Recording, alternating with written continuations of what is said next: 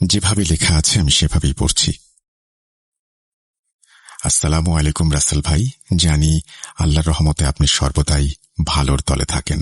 রাব্বি ভাই সহ ভূত.com-এর সমগ্র টিমের প্রতি সেলাম, স্নেহ, ভালোবাসা জ্ঞাপন করে আজ আবারও হাজির হলাম একটি লোমহর্ষক ঘটনা নিয়ে।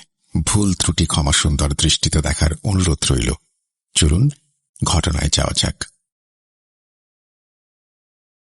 সৌদি আরবের এক ধোঁয়াটে বিকেল।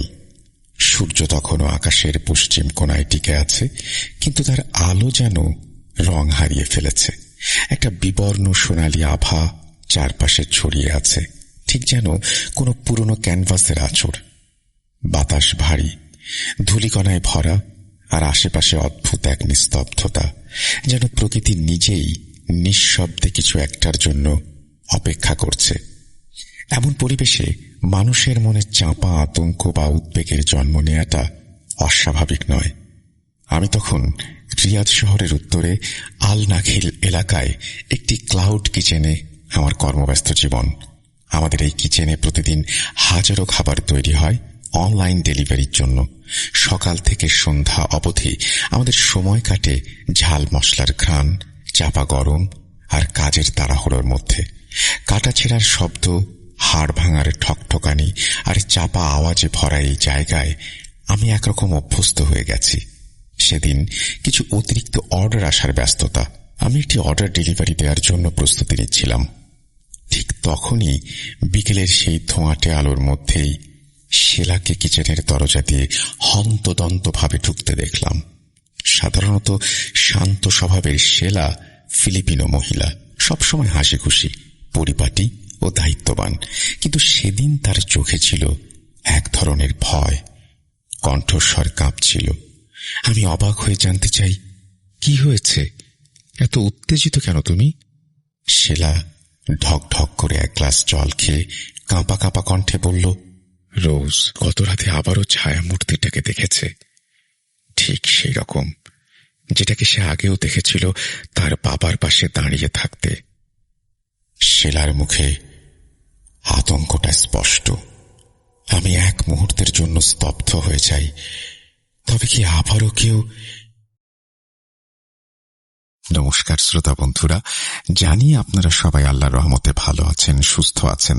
আমি সুকান্ত মাইতি আজ আবারও হাজির হয়ে গেলাম একটি অদ্ভুত লোমহর্ষক ঘটনা নিয়ে।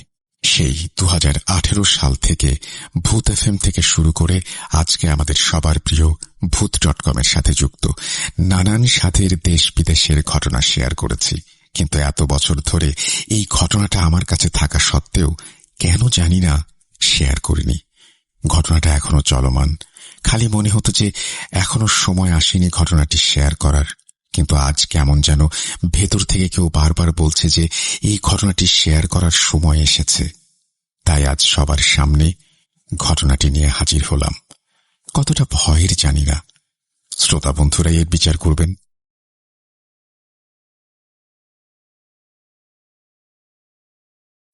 আপনারা নিশ্চয়ই জানেন, কর্মসূত্রে আমি একজন শেফ। রান্না শুধু আমার জীবিকার মাধ্যম নয়, এটা আমার ধ্যান জ্ঞান। সেই সঙ্গে লেখালেখি আমার একান্তই শখ। এই দুইয়ের মাঝে আমি খুঁজে পাই নিজেকে। আমি সৌদি আরবে বিগত বেশ কিছু বছর ধরে একটি ক্লাউড কিচেনে কাজ করছি, যেখানে একসাথে বিভিন্ন দেশের বিভিন্ন সংস্কৃতির মানুষের সঙ্গে প্রতিদিন দেখা হয়। ভারতীয়, পাকিস্তানি, ফিলিপিনো, ইথিওপিয়ান, যেন এক গলন্ত পাত্র যার ভেতর প্রতিনিয়ত তৈরি হচ্ছে গল্প, স্মৃতি আর রহস্যে মোড়া কিছু অভিজ্ঞতা। এই রান্নাঘরের প্রতিদিনের ব্যস্ততা, তাপ আর ঘামের ভেতরেও কিছু কিছু মানুষ নিজেদের চিহ্ন রেখে যায়। তেমনি একজন শেলা, ফিলিপিনো, খ্রিশ্চান ধর্মে বিশ্বাসী, বয়স হবে ওই 45-এর কাছাকাছি, শান্ত নিরুত্তাপ এক মহিলা। প্রথম দিকে তার সঙ্গে তেমন একটা কথা হতো না, কিন্তু দিনে দিনে কাজের সূত্রে ধীরে ধীরে গড়ে ওঠে এক মৃদু বন্ধুত্ব। আমার চোখে শেলার এক অদ্ভুত গাম্ভীর্য ছিল, যেটা কেবল বয়স বা অভিজ্ঞতা থেকে আসে না। তার মুখে সবসময় একটা হালকা হাসি থাকলেও চোখের কোণে ছিল এক গভীর বিষাদের ছায়া। যেটা প্রথম অবহেলা করলেও পরবর্তীতে আমাকে বারবার ভাবিয়ে তুলেছে। একদিন দুপুরের বিরতিতে আমি আর শেলা কিচেনের পেছনের ফাঁকা জায়গায় বসেছিলাম।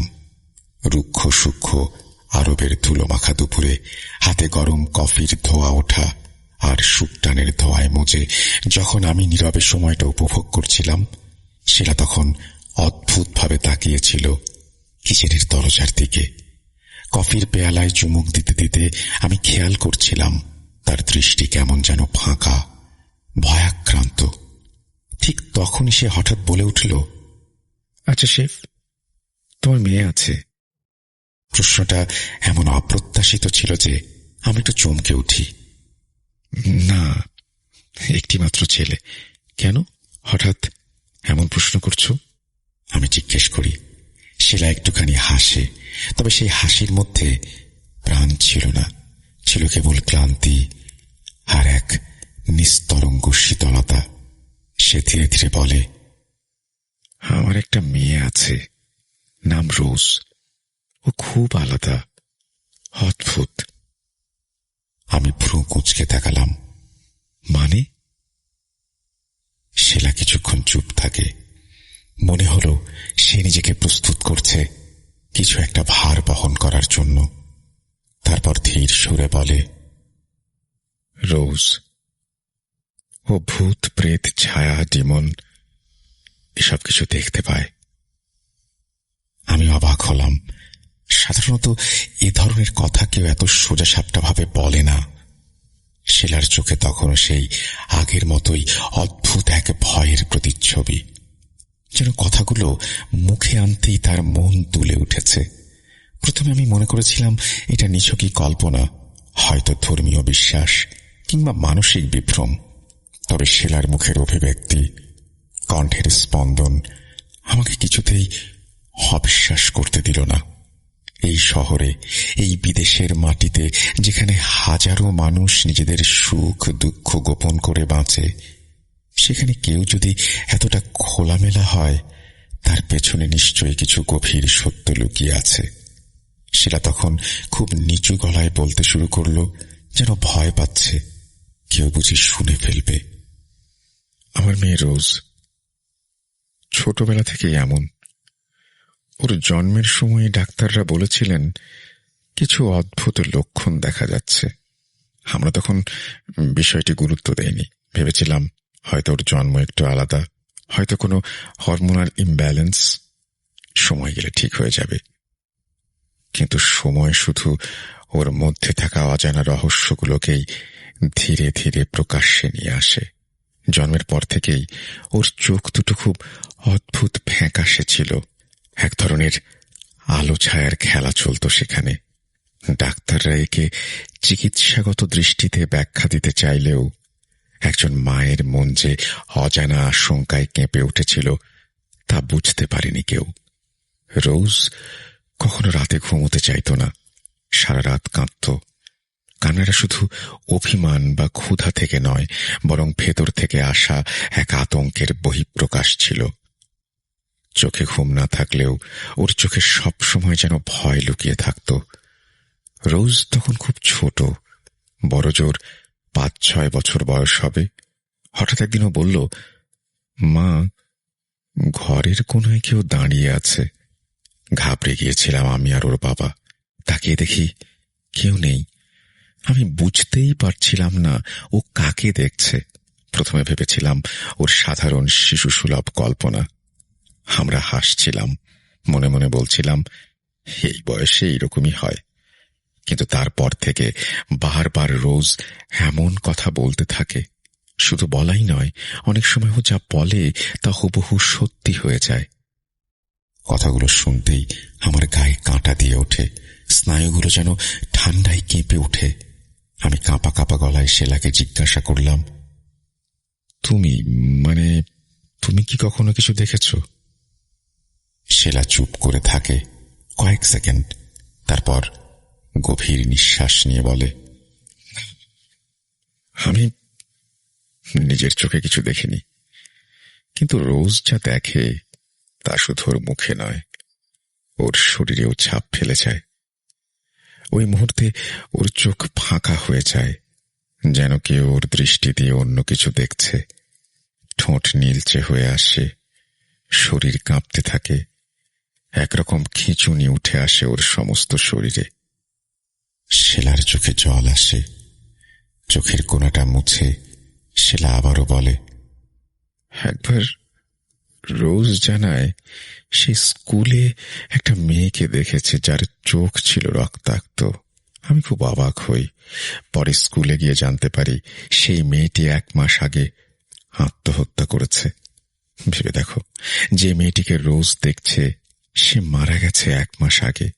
আমি ওই ঘটনার পর থেকেই বুঝতে পারি রোজ যা দেখে তা কল্পনা নয়, ওর ভেতরে কিছু আছে, কোনো অদ্ভুত ক্ষমতা যা না চাইলেও তাকে প্রতি মুহূর্তে দেখতে বাধ্য করে। আমি স্তব্ধ হয়ে গিয়েছিলাম। গলা থেকে স্বর বের হচ্ছিল না। শেলা বলছিল, আমি তখন রোজকে নিয়ে ফিলিপিন্সে এক বিশপের কাছে গিয়েছিলাম। তিনি দীর্ঘক্ষণ রোজের দিকে তাকিয়ে থেকে কয়েক মুহূর্ত পর যা বললেন তা হল, রোজ নাকি ঈশ্বরের উপহার। ঈশ্বর ওকে কিছু দিয়েছেন, তবে সেই উপহার তার জন্য আশীর্বাদ নয়, অভিশাপ। সেই কথা শোনার পর থেকে আমি বুঝেছিলাম রোজের ভেতরকার জগৎ ওকে কুড়ে কুড়ে খাচ্ছে। শেলার গলা পুনরায় ভারী হয়ে এলো। কান্না চেপে রাখায় কষ্ট হচ্ছিল। একবার রাতে রোজ হঠাৎ চিৎকার করে ওঠে। আমি দৌড়ে যাই ওর ঘরে। দেখি ও বিছানার কোনায় গুটিসুটি মেরে পড়ে আছে। চোখে মুখে আতঙ্ক, শরীর কাঁপছে, ঠোঁট শুকিয়ে গেছে। আমি ওকে জড়িয়ে ধরি। কাঁপা কাঁপা গলায় ও বলে, মা, কালো ছায়াটাও এসে গেছে। ছায়ার ভেতরে চোখ, আর ওর পাশে মামা দাঁড়িয়ে। মামা আমার ভাই।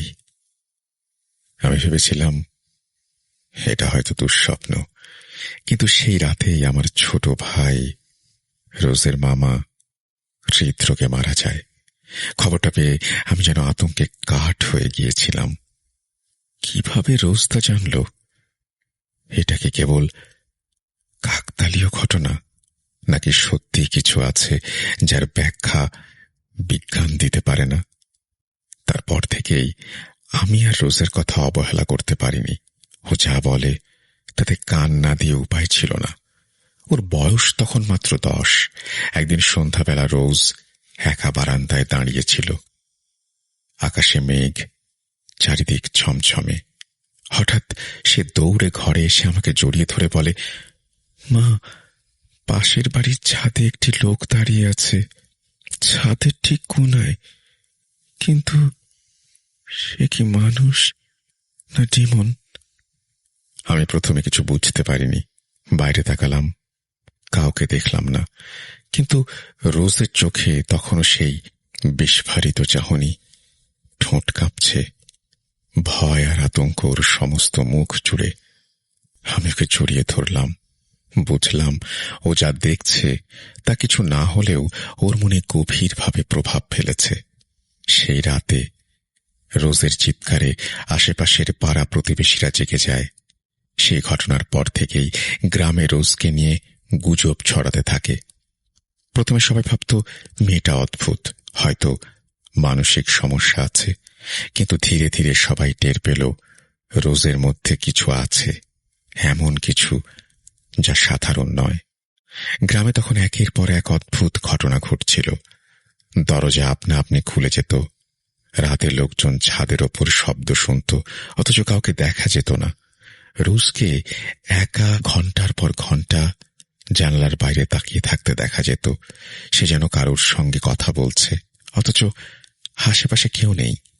একদিন এক বৃদ্ধা প্রতিবেশী বলেছিলেন যে মেয়েটার চোখে কিছু আছে। ওই চোখ দিয়ে ও শুধু এই দুনিয়া নয়, অন্য কোনো দুনিয়ার জিনিসও দেখতে পায়। এই কথা শুনে আমি আঁতকে উঠেছিলাম। আমি যে রোজকে মা হিসেবে আগলে রাখতে চাই, কিন্তু আমি তা জানিই না কিভাবে। রোজ নিজেই বোঝে না ওর মধ্যে কি আছে, কতবার দেখেছি রাতে ঘুমোতে গিয়ে হঠাৎ জেগে উঠে ভয় পেয়ে কান্না করছে। কখনো বলে, মা সে আবার এসেছে। কখনো বলে, মা কেউ আমার নাম ধরে ডাকছে। সে কে, কোথা থেকে আসে? জানি না, আর জানার চেষ্টাও করি না এখন। শুধু চাই রোজ যেন ঠিক থাকে, ঠিকভাবে বাঁচতে পারে। আমার মেয়ে এক অভিশপ্ত উপহার নিয়ে জন্মেছে। তার এই দেখা, অনুভব করা, এমনকি আগাম বলে ফেলা, এ সবই এক ধরনের যন্ত্রণা। আমি একজন মা হয়ে চেষ্টা করি ওকে রক্ষা করতে, শান্তি দিতে। কিন্তু কিভাবে রক্ষা করব যখন আমি নিজেই জানি না ও কি দেখছে? আর তাই এখন আমি কেউ হাসি ঠাট্টা করলে কিছু বলি না। রোজের চোখে আমি দেখেছি সেই ভয়ঙ্কর সত্য, যা আমরা দেখতে পাই না, যেটা ওর জন্য অভিশাপ হলেও আমাদের জন্য এক সতর্ক সংকেত। 3 বছর আগে এক ভয়ানক অধ্যায় নেমে আসে শেলার জীবনে। শেলা জানায় যে সে স্বামীর মৃত্যুশয্যার পাশে বসেছিল। তার পাশে ছোট্ট মেয়ে রোজ। শেলার স্বামী এক অতি নম্র স্বভাবের মানুষ। দীর্ঘদিন ধরে ক্যান্সারের সাথে লড়ছিলেন। শারীরিকভাবে তিনি প্রায় নিঃশেষ হয়ে পড়েছিলেন, কিন্তু চোখে ছিল অদ্ভুত এক শান্তি। হয়তো ঈশ্বরের মুখোমুখি হওয়ার প্রস্তুতিই ছিল সেটা। সেদিন বিকেলটা ছিল অস্বাভাবিক রকমের শান্ত। হঠাৎ বাতাস বন্ধ হয়ে আসে, যেন প্রকৃতি নিজেই নিঃশ্বাস আটকে রেখেছে। ঘরের ভেতর হালকা আলো জ্বলছিল, আর বাইরের জানালার পর্দা একটু একটু দুলছিল। মৃত্যুর সময় ঘনিয়ে এসেছে বুঝে শেলা প্রার্থনায় মন দিল। সে এক হাতে স্বামীর নিস্পন্দিত হাত ধরে রেখেছিল, অন্য হাতে রোজের পিঠে হাত বুলাচ্ছিল, উত্তাপ দিয়ে যেন মেয়েকে শান্ত রাখার চেষ্টা। কিন্তু সেই শান্ত বিকেল মুহূর্তেই বিষণ্ণতায় ভরে ওঠে। রোজ হঠাৎ কেঁদে ওঠে। তার কণ্ঠে শুধুই কান্নার শব্দ ছিল না, ছিল আতঙ্কের কম্পন। সে থরথর করে কাঁপতে কাঁপতে চিৎকার করে ওঠে, মা, মা, এখানে কেউ আছে, বাবা একা নয়। শেলা প্রথমে ভেবেছিল এটা কেবল আবেগ প্রবণতা, হয়তো মেয়েটা মৃত্যুর মুহূর্ত বুঝে আবেগে কাঁদছে। সে মেয়েকে কাছে টেনে বলল, না মা, কিছু না, সব ঠিক আছে। ঈশ্বর বাবাকে তার রাজ্যে নিয়ে যাচ্ছেন, তুমি ভয় পেও না। কিন্তু রোজ শান্ত হচ্ছিল না, বরং তার দৃষ্টি ঘরের এক কোণে স্থির হয়ে গিয়েছিল। ভয় আর অবিশ্বাসে সে সেখানে তাকিয়েছিল এক দৃষ্টিতে, যেন কিছু একটা বা কাউকে দেখছে।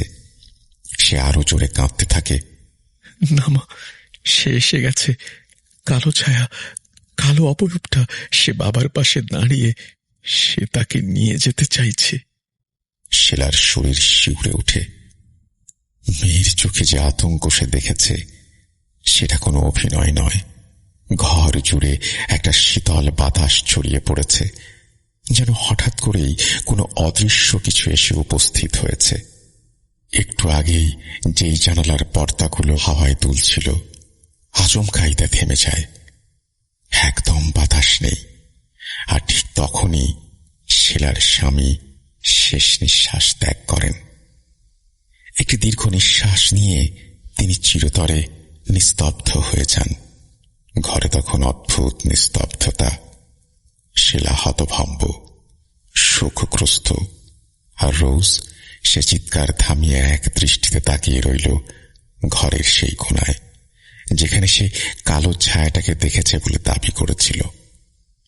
রাত্রি নেমে এসে যেন পুরো বাড়িটাকেই অন্ধকারে ডুবিয়ে দিল। শেলার আত্মীয় স্বজন তখন আশেপাশে ছিল না, কেবল 2 প্রতিবেশী তাকে সান্ত্বনা দিতে এসেছিলেন। মৃতদেহ এক পাশে রাখা, শেলা কিছুটা স্থবির হয়ে গিয়েছিল। কিন্তু সত্যিকারের ভয়ঙ্কর অধ্যায় তখনও শুরু হয়নি। সেই রাতেই 1:30 নাগাদ হঠাৎ ঘুমন্ত রোজ বিকট চিৎকারে জেগে ওঠে। ইলেকট্রিসিটি নেই, সমস্ত ঘর অন্ধকারের চাদরে আবদ্ধ। চিৎকার শুনে সেটা দৌড়ে মেয়ের ঘরে যায়, সেখানে পৌঁছে সে দেখে ঘেমে নিয়ে ভিজে যাওয়া রোজ বিছানার এক কোণায় জড়সড় হয়ে বসে, তার চোখে আতঙ্ক স্পষ্ট। সে বলতে থাকে, মা, সে আমার দিকে এগিয়ে আসছে। মা, সে জানে আমি তাকে দেখেছি। সে আমার নাম জানে। মা, সে আমাকে ডাকছে। শিলার গা কাঁপতে থাকে। সে মেয়েকে জড়িয়ে ধরে, প্রার্থনা শুরু করে। কিন্তু রোজের চোখের দৃষ্টি তখনও ঘরের দরজার দিকে স্থির।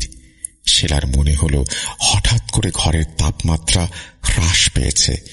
বুকের মধ্যে চাপা আতঙ্কটা জমে উঠেছিল, যেন বাতাস ভারী হয়ে গেছে। পরের ঘণ্টা দুয়েক ধরে রোজ অজ্ঞান হয়ে পড়ে আছে। ঘুম নয়, যেন কোনো অদৃশ্য কিছুর প্রভাবে সে গভীরভাবে আটকে গেছে এক অচেনা ঘোরে। মুখ দিয়ে কখনো ফিসফিস করে, কখনো চাপা চিৎকারে, কখনো হঠাৎ বিছানার উপরে উঠে বসে হাঁপারে লুটিয়ে পড়ে।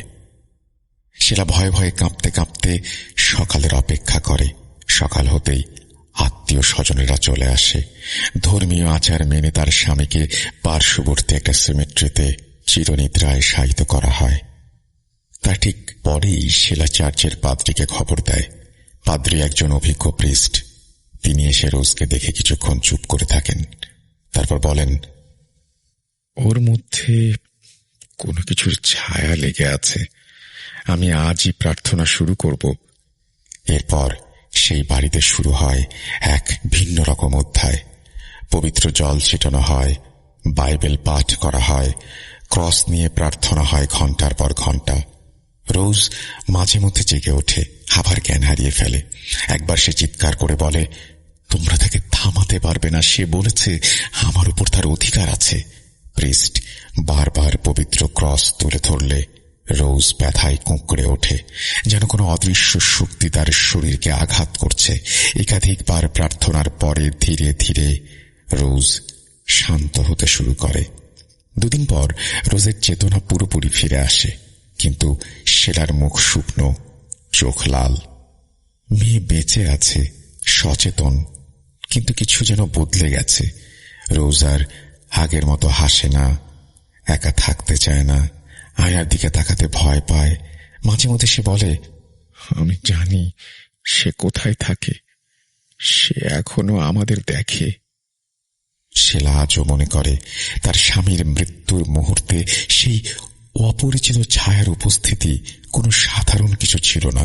হয়তো তা ছিল মৃত্যুদূত, হয়তো কোনো অভিশপ্ত ডিমন, অথবা এমন কিছু যার ব্যাখ্যা মানুষের জানা নেই।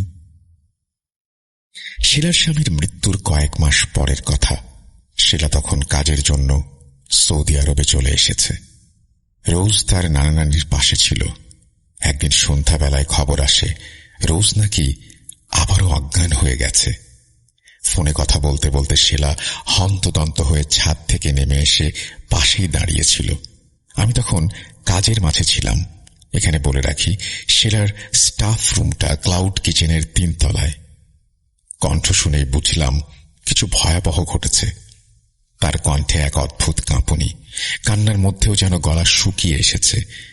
আমি কি হয়েছে জানতে চাইলে শিলা ফিসফিসিয়ে বলে, আমি ওর সাথে ফোনে কথা বলছিলাম। খানিক বাদে হঠাৎই ও এক দৃষ্টিতে আমার দিকে তাকিয়ে মুহূর্তেই চোখ বন্ধ করে বলে উঠল, মা, তুমি ছাদের কোণায় যেও না, ওখানে কেউ অপেক্ষা করছে। বলেই ধপ করে মেঝেতে পড়ে অজ্ঞান হয়ে যায়।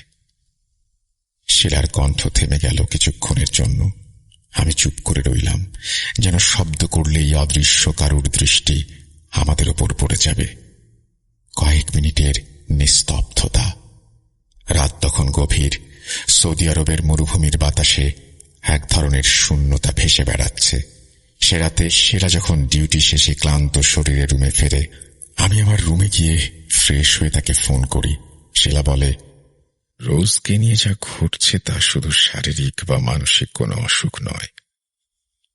এটা কিছুটা অন্যরকম। এই মেয়েটা যেন আমাদের জগতের সীমানা ছুঁয়ে আছে, কিন্তু পুরোপুরি এই দুনিয়ার বাসিন্দা নয়। শিলার গলা তখন অস্পষ্টভাবে কাঁপছিল। সে বলে, রোজের চোখে মাঝে মাঝে এমন এক শূন্যতা দেখি যেন খুব দূরে কোথাও তাকিয়ে আছে, আবার কখনো এমন ভাবে তাকায় যেন সামনে কোনো কিছু স্পষ্ট দেখতে পাচ্ছে।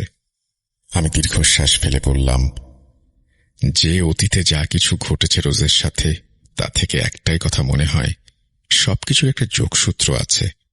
আর মা, তুমি ছাদের কোনায় যেও না, এই কথাটা কেমন যেন আমায় ভাবাচ্ছিল। কেন বলেছিল রোজ এমন কথা? কে অপেক্ষা করছিল ছাদে? কোনো অদৃশ্য অস্তিত্ব? কে ছিল যাকে রোজের মতো একটি বাচ্চা দেখতে পেল, কিন্তু বাকি পৃথিবীর কেউ বুঝতে পারল না? সেই রাতে শিলাকে শান্ত হতে বলে ঘুমোতে বলি, আর এই বিষয় নিয়ে চিন্তা করতে বারণ করি। শিলার সাথে প্রায়ই রোজের বিষয়ে কথা হতো। একসময় সে বলেছিল, জানো, রোজ ঘুমন্ত অবস্থায় মাঝে মাঝে কথা বলে, কিন্তু কথাগুলো একেবারে স্বাভাবিক না। যেমন একদিন রাতে বলল, মা, তারা আবার এসেছে, তাদের মুখ নেই, কিন্তু তারা আমার নাম জানে। আমি প্রায়ই তার জন্য প্রার্থনা করি, জানি না কি আছে অদৃষ্টে। আমি চুপ করে থাকি। কি বলবো তাকে? কি করে তাকে বোঝাই যে হয়তো রোজ এখন একটা সেতু বন্ধন হয়ে গেছে, এই দুনিয়া আর অদৃশ্য জগতের মাঝে দাঁড়িয়ে আছে সে। কোথাও সে হারিয়ে ফেলেছে শিশুদের সরলতা, কারণ সে প্রতিনিয়ত অনুভব করে এমন কিছু যা আমাদের বোধের বাইরে। শিলার ফোনে একদিন রোজের ছবি দেখলাম, ছোট্ট মুখ, তবু কি এক গা ছমছমে নিস্তব্ধতা জড়িয়ে আছে সেখানে। ওর চোখের দিকে তাকিয়েই আমি আঁতকে উঠেছিলাম। সেই চোখে একটা অস্বাভাবিক গভীরতা, যেন সে আমার ভেতরটা দেখছে, আমার জানা অজানা সবকিছু পড়ে ফেলছে। যেন কোনো এক কুয়াশাচ্ছন্ন জগৎ থেকে তাকিয়ে আছে সে, যেখানে আমরা প্রবেশ করতে পারি না, কেবল আন্দাজ করতে পারি। রোজকে দেখে আমার মনে পড়েছিল ছোটবেলার কিছু কথা। বয়স্কদের মুখে শুনেছি এমন কিছু শিশু থাকে যারা জন্ম থেকেই খোলা চোখ নিয়ে পৃথিবীতে আসে।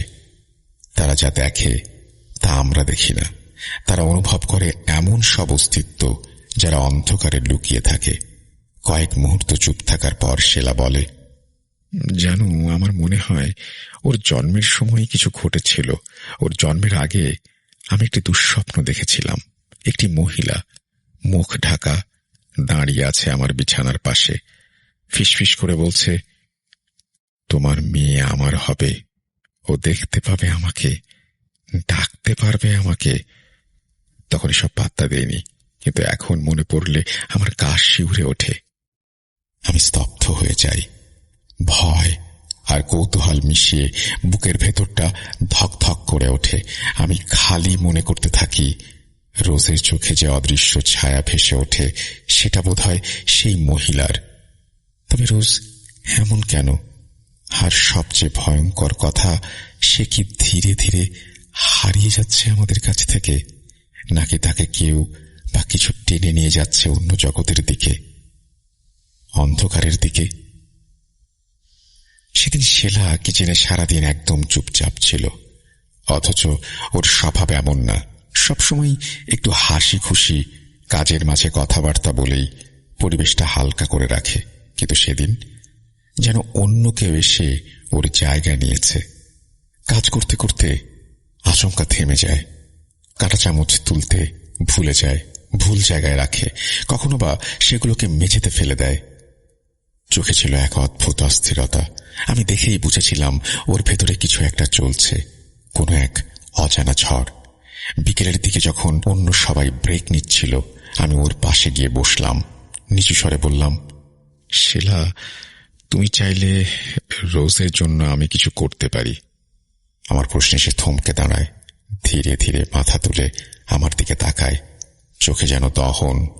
ধীর স্বরে সে বলে, তুমি বিশ্বাস করো, সত্যি বিশ্বাস করো যে আমাদের আশেপাশে এমন কিছু আছে যা দেখা যায় না, কিন্তু তারা আছে? আমি একটু থেমে বললাম, আমি পুরোপুরি জানি না, কিন্তু তোমার চোখের ভয়টাকে মিথ্যে বলে মনে হয় না। ও কিছুক্ষণ চুপ থেকে হঠাৎই চোখ নামিয়ে ফেলে, যেন কিছু একটা মনে পড়ে গেছে। আমি আর চাপ দেইনি। আমার মন বারবার কয়েকদিন আগের সেই বাক্যটাতেই ফিরে যাচ্ছিল। মা, তুমি ছাদের কোনায় যেও না। এটা শুধু ভয় পাওয়ার কথা না, এটা একটা সতর্কবার্তা। যদিও এমন অভিজ্ঞতা আমারও হয়েছিল কয়েক বছর আগের কথা, যখন এই ক্লাউড কিচেনটা নতুন ওপেন হয়েছিল। তখনও শেলা এখানে জয়েন করেনি। একদিন রাতে কাজ শেষে আমি একাই ছিলাম কিচেনে। একটা লাস্ট মোমেন্ট ডেলিভারির জন্য নিজের স্টোর রুমে যেতে হয়। সিঁড়ি দিয়ে নামতেই হঠাৎ মনে হলো পেছনে কেউ নিঃশ্বাস ফেলছে। প্রথমে মনে হলো বুঝি কল্পনা, কিন্তু বাতাসটা আচমকা থমকে গিয়ে ভারী হয়ে উঠেছিল, যেন কেউ ধরা পড়বে এমন মুহূর্তের অপেক্ষা করছে। ফিরে তাকালাম, কিছুই নেই। তবু বুকের ভেতর কেমন যেন চাপ অনুভব করছিলাম। ভয় পেয়েছিলাম, স্বীকার করতেই হবে।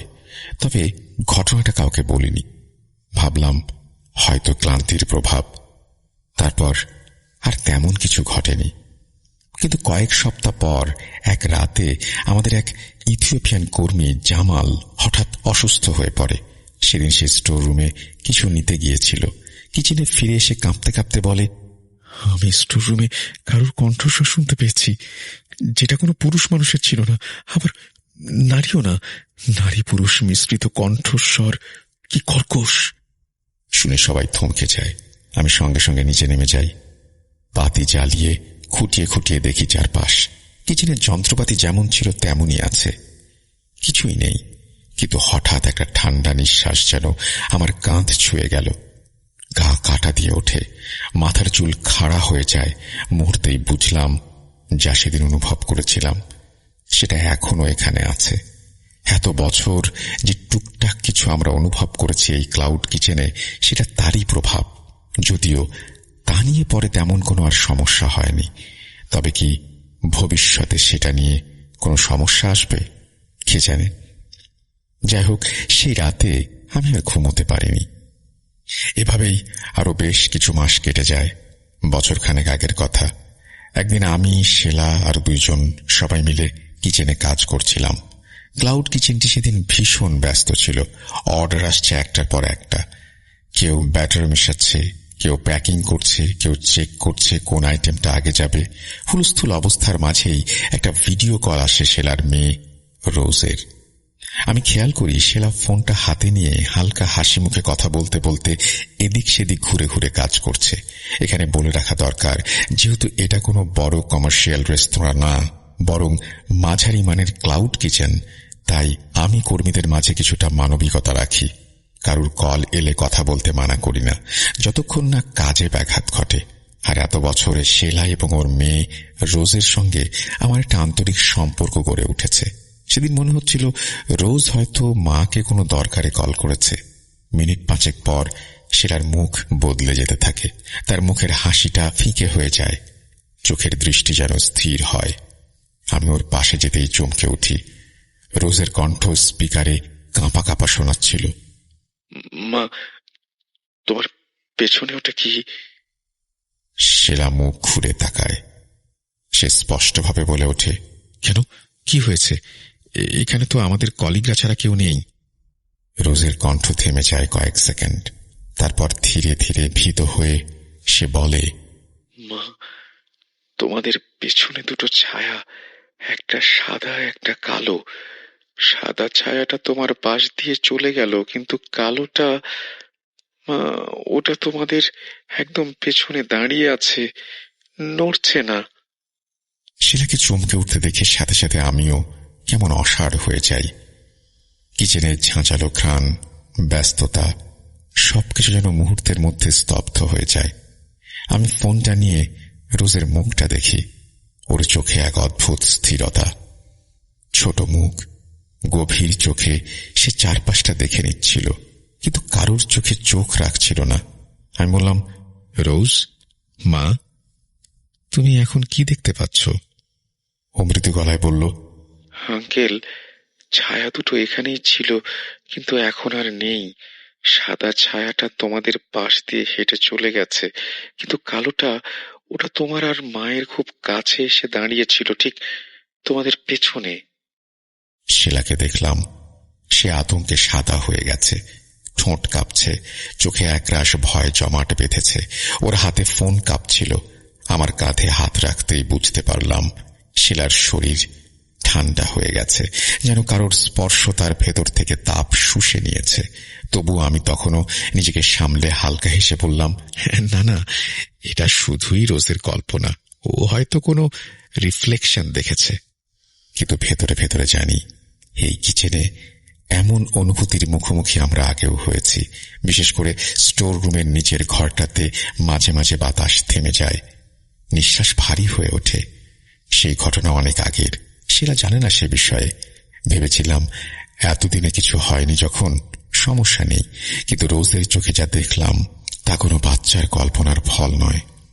তবে কি দিন কয়েক আগে রোজের কথাগুলো সত্যি হতে শুরু করেছে? ছাদের কোনায় কি সত্যিই কোনো ছায়ামূর্তি ছিল? সেদিন রাতে ঘুমোতে গিয়ে আমি অস্বস্তিতে ছিলাম। বারবার মনে পড়ছিল রোজের কথাগুলো। একটা কালো ছায়া দাঁড়িয়ে আছে আমাদের পেছনে। আমি ঘুমিয়ে পড়েছিলাম কিনা জানি না, কিন্তু মাঝরাতে হঠাৎই আমার মুখের উপরে ঠান্ডা নিঃশ্বাস অনুভব করে চমকে উঠি। ঘর নিঃসন্দেহে ফাঁকা, তবুও মনে হচ্ছিল কেউ খুব কাছে থেকে আমাকে দেখছে। তারপর থেকে আজ পর্যন্ত আমি এমন অনুভূতি আর টের পাইনি। কিন্তু একটা পরিবর্তন ঘটে গেছে রোজের। মেয়েটা যেন আস্তে আস্তে নিজের ভেতরে অন্তহীনে ডুবে যাচ্ছে। এখনো সে ছায়া দেখতে পায়, এমনটাই শিলা জানায়। তবে মজার ব্যাপার হলো, এখন আর কোনো ছায়া ওকে আক্রমণ করে না। ওদের উপস্থিতি টের পায়, কিন্তু রোজ এখন আর আগের মতো ভয় পায় না। এটা শিলার মুখে শোনা যায় গর্বের মতো, আবার ব্যথার মতো। সে বলে যে রোজ এখন নিজেকে তৈরি করেছে। তাকে দেখা দেওয়া ছায়াগুলোর মানে বুঝতে, সেগুলো থেকে নিজেকে এবং অন্যদের রক্ষা করতে। একটা কিশোরীর ভেতরে এমন একটা দায়িত্ববোধ জন্ম নেয় কিভাবে? এটা ভাবতে ভাবতে আমার অবাক লাগে। ওর বয়স তো এখন মাত্র 12 কিংবা 14, অথচ তার চোখে এমন এক অভিজ্ঞতার ছাপ যেটা আমাদের অনেক প্রাপ্ত বয়স্কদের জীবনেও পড়ে না। শিলাও মাঝে মাঝে বলে রোজ এখনো কিছু বলে যা আমরা বুঝতে পারি না। একদিন আমি রোজকে জিজ্ঞেস করেছিলাম, তুমি কিভাবে বোঝো এগুলো? ও বলেছিল, আঙ্কেল, তারা আমাকে দেখে, আমি তাকিয়ে থাকি, যতক্ষণ না ভয় পাই তারা কিছু করে না। তারপর থেকে কিচেনে আর কোনো বড় ঘটনা ঘটেনি। তবে মাঝে মাঝে এলোমেলো ব্যাপার ঘটে। লাইট হঠাৎ করে ফিউজ হয়ে যায়, বাথরুমের কল আপনা থেকেই খুলে যায়, কিছু না থাকলেও বেসিনে ছায়া পড়ে। আমরা অভ্যস্ত হয়ে গেছি অনেকটা। কিন্তু রোজের সেই কথাগুলো, সেদিনের সেই কালো ছায়া, সেগুলো আমার ভেতরে এখনো গেঁথে আছে। মাঝে মাঝে মনে হয় রোজের এই দেখতে পাওয়া কোনো অভিশাপ নয়, বরং একটা দায়িত্ব। শিলার সঙ্গে আমার সম্পর্কটা আগের মতো নেই। এখন সে কেবল একজন সহকর্মী বন্ধু নয়, বরং এক অনন্ত অজানা বাস্তবতার জীবন্ত দূত যেন। তাকে কাছ থেকে দেখলেই আমার মাঝে মাঝে মনে হয় সে যেন কোনো রহস্যময় নদীর কিনারায় দাঁড়িয়ে আছে, যে নদীর ওপারে এমন এক জগৎ যেটা আমরা চোখে দেখি না, কানে শুনি না, কিন্তু যা নিঃশব্দে আমাদের আশেপাশেই বয়ে চলে প্রতিনিয়ত। শিলা খুব বেশি কথা বলে না আজকাল, কিন্তু যেটুকু বলে সেটা তার মুখের ভাষার চেয়ে অনেক বেশি গম্ভীর। কিন্তু তার মধ্যে এখন একটা তীব্র ভয় আর অদ্ভুত রকমের সাহস পাশাপাশি বাস করে। তার চোখে এক ধরনের ক্লান্তি লেগে থাকলেও মুখে অদ্ভুত এক সতর্কতা, যেন চারপাশের প্রতিটি ছায়াকে সে চিনে রেখেছে। মাঝে মাঝে সে হঠাৎ থেমে যায় কাজের মধ্যে, চোখ রাখে জানলার বাইরে বা স্টোর রুমের দিকে। আমি জানি না সে কিছু শোনে, হয়তো দেখে, কিন্তু আর কিছু বলে না। তবুও শিলার সবচেয়ে বড় ভয় একটাই, রোজ যেন ছায়ার মধ্যে হারিয়ে না যায়। সে চায় রোজ হাসুক, খেলুক, বন্ধুদের সঙ্গে সময় কাটাক, এমন জীবন পাক যা একেবারে স্বাভাবিক। তার চোখে যেন শুধু ছায়া না থাকে। এটা কেবল কোনো অতি প্রাকৃতিক শক্তির সঙ্গে লড়াই নয়, এটা একটা মায়ের আত্মিক যন্ত্রণা, এক কন্যার জীবনের জন্য তার প্রাণান্ত চেষ্টা। সেরা যখন বলে, আমি শুধু চাই রোজ যেন একটা স্বাভাবিক জীবন পায়, তখন আমি বুঝি সেটা মায়ের প্রার্থনা শুধু নয়, এক অসমাপ্ত যুদ্ধের আহ্বান।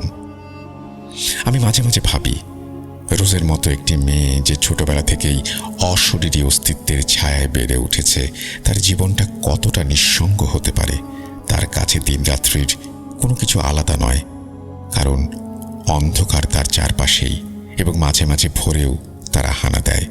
আমি প্রথম যেদিন রোজকে দেখেছিলাম, ফোনের স্ক্রিনে ফুটে উঠেছিল এক শান্ত মুখ, অস্বাভাবিকভাবে শান্ত, চোখে যেন সময়ের ভার। সে চারপাশে তাকাচ্ছিল, মনে হচ্ছিল সে এমন কিছু দেখছে যা আমরা দেখছি না, অথবা এমন কিছু জানে যা আমাদের জানার বাইরে। আমাদের বিশ্বাস কোনো অতি প্রাকৃতিক ঘটনার চেয়েও মানুষের বিশ্বাস আর সম্পর্কের পরিবর্তনই আসলে সবচেয়ে বড় বিস্ময়। আমার ক্লাউড কিচেনের সেই ধোঁয়াটে দুপুরে, যখন গরম তেলে পেঁয়াজের ঘ্রাণ মিশে থাকে, মাংস আর মশলার ঝাঁঝে চারপাশে কাজের কোলাহল আর অর্ডারের চাপে ব্যস্ত থাকে, সেই ব্যস্ততায় হঠাৎ থেমে যাই মাঝে মাঝে। জানালা দিয়ে দূরের রাস্তা দেখি, যেন নিজের ভেতরে কোনো এক অজানা আলোতে কিছু খোঁজার চেষ্টা করি। ভাবি, এই শহরে, এই ধোঁয়ার আড়ালে রোজের মতো কেউ কি আর এক জোড়া চোখ খুলে তাকিয়ে আছে সেই অদৃশ্য জগতের দিকে? কেউ কি আমাদের মতো সাধারণ মানুষের ভিড়ে হাঁটছে, অথচ সে জানে এমন কিছু যেটা আমরা জানতেও পারি না? আমার মনে হয় হয়তো জানি না বলে বেঁচে আছি আমরা, কিন্তু যারা জানে তারা কিভাবে বাঁচে? এই ছিল ঘটনা, যা এত বছর ধরে আমার কাছে থাকলেও তখন এই ঘটনা লেখার মতো ভাষার দক্ষতা আমার ছিল না। কিন্তু এখন মনে হয় কিছুটা ভাষার দখল এসেছে, তাই লিখে পাঠালাম। বিশ্বাস করা বা না করার সম্পূর্ণ শ্রোতা বন্ধুদের ওপর ছেড়ে দিয়ে আজকের মতো বিদায় নিচ্ছি। ইনশাল্লাহ আবারও দেখা হবে অন্য কোনো এপিসোডে। ততদিন পর্যন্ত ভূত.com শুনতে থাকুন, সঙ্গে থাকুন। আসছি শীঘ্রই বহুল প্রতীক্ষিত ঘটনা নিয়ে। আল্লাহ হাফেজ। চলুন আমরা ঘটনায় যাই। আসসালামু আলাইকুম রাসেল ভাই ও প্রিয় লিসেনার্স, আশা করি আপনারা সবাই ভালো আছেন। আমি মোহাম্মদ সিফাত আলম, ভূত.com এর একজন মডারেটর, বলছি চট্টগ্রাম থেকে। আজ আমি আপনাদের সাথে নতুন একটি ঘটনা শেয়ার করতে যাচ্ছি। এই ঘটনাটি আমার কাছে পাঠিয়েছেন ফিরোজ ভাই নামের এক ব্যক্তি। তো ফিরোজ ভাইয়ের ঘটনাটি আমি সরাসরি ফিরোজ ভাইয়ের ভাষাতেই বলার চেষ্টা করছি। তো সময় নষ্ট না করে আমি সরাসরি ঘটনায় চলে যাচ্ছি। ঘটনাটি শুরু হয় ফিরোজ ভাইয়ের শৈশব বয়স থেকেই। উনার শৈশব থেকেই একটা মানে অন্যরকম একটা ইচ্ছা ছিল। সেটা হচ্ছে কি, মানে উনি জিনদেরকে দেখতে চাইতেন। উনার মনের মধ্যে খুব আগ্রহ কাজ করতো যে জিনরা দেখতে কেমন, বা তাদের আচার আচরণ কিরকম, তারা আসলে কিরকম। আমরা তো নর্মালি জনকে দেখে বুঝতে পারি তারা কেমন, কিন্তু তার জানার ইচ্ছা ছিল জিন কেমন, তারা দেখতে কেমন।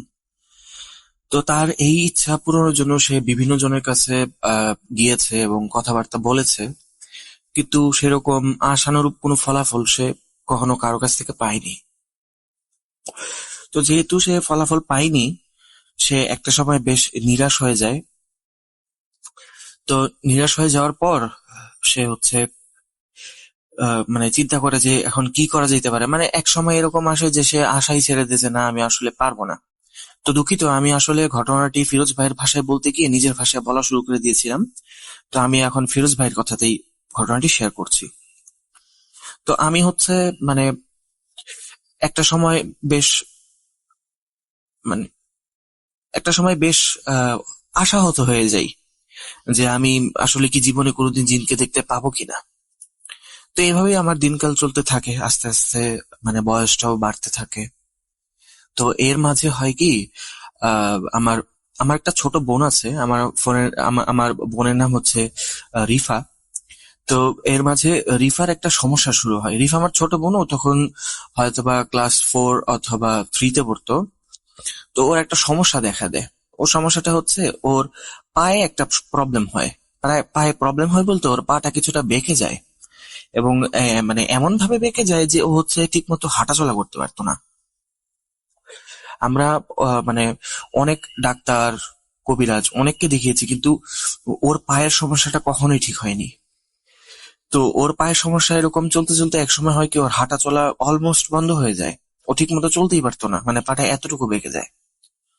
তো এরপর হচ্ছে আমার এক বন্ধু ছিল, ওর নাম হচ্ছে সাজিদ। তো সাজিদ আমাকে একদিন বলল কি, ভাই তোর বোনের হয়তোবা কোনো মানে অন্য ধরনের সমস্যা আছে। তখন আমি তাকে জিজ্ঞেস করলাম যে অন্য ধরনের সমস্যা মানে কি ধরনের সমস্যা? তখন সে আমাকে বলল, অন্য ধরনের সমস্যা বলতে জিন ঘটিত সমস্যা হইতে পারে প্যারানর্মাল কোনো সমস্যা বা আধ্যাত্মিক কোনো সমস্যা, এরকম তো হয় অনেকের সাথে, তুই জানিস না এগুলা? তখন আমি বললাম, হ্যাঁ আমি তো শুনেছি এগুলো, কিন্তু আমার বোনের সাথে আসলে এরকম কোনো সমস্যা আছে কিনা সেটা আসলে এখনো জানি না। তখন আমি তাকে আগ্রহ নিয়ে জিজ্ঞেস করলাম যে আচ্ছা, তোর কাছে কি এরকম পরিচিত কেউ আছে যে হচ্ছে এই সমস্যাগুলোর সমাধান করে? তখন সে আমাকে বলল যে আমার এক চাচা আছে, চাচা নাম আব্দুর রহমান।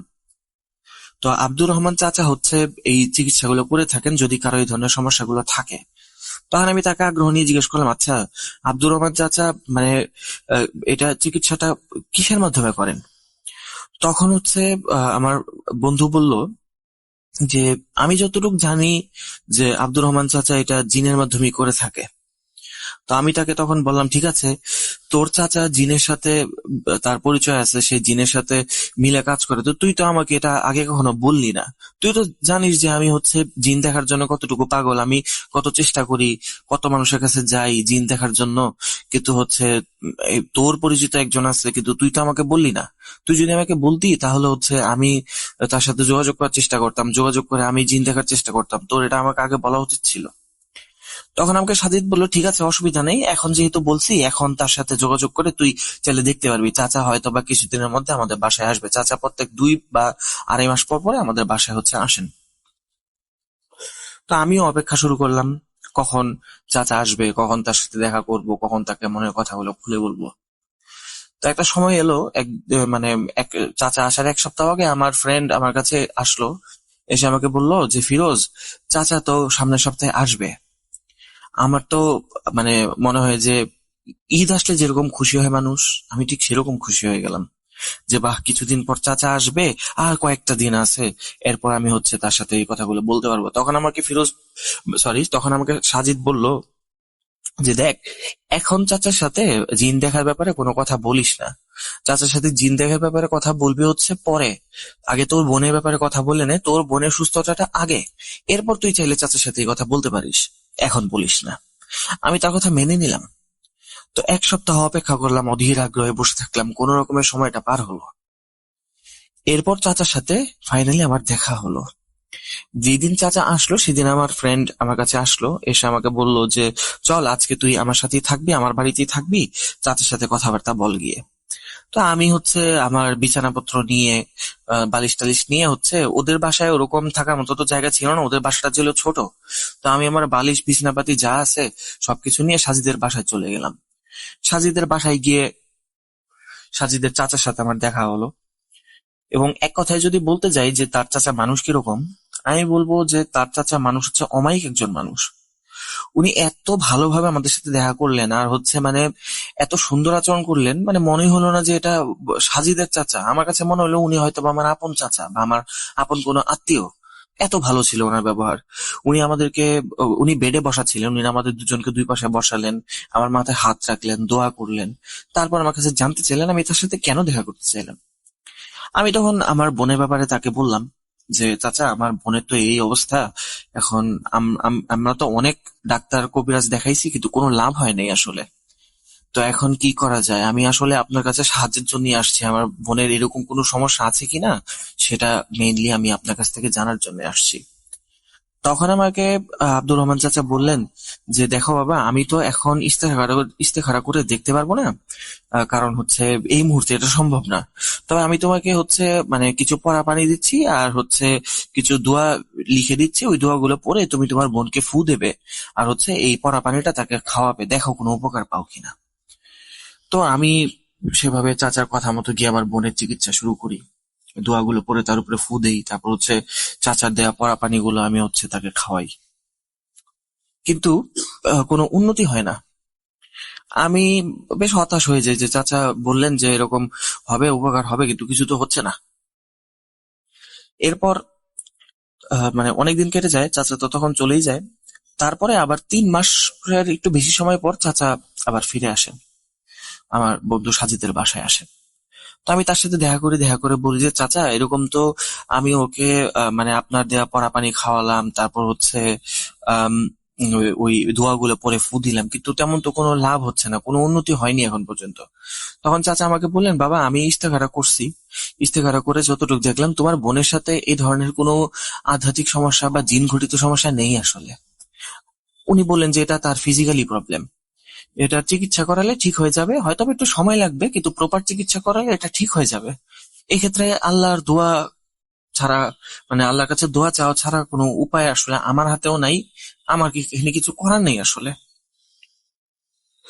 তো সেদিন আমি হচ্ছে বেশ নিরাশ হই চাচার কথা শুনে, যে বোনের কোনো উপকার করতে পারলাম না, চেষ্টা করলাম কিন্তু কিছু হলো না।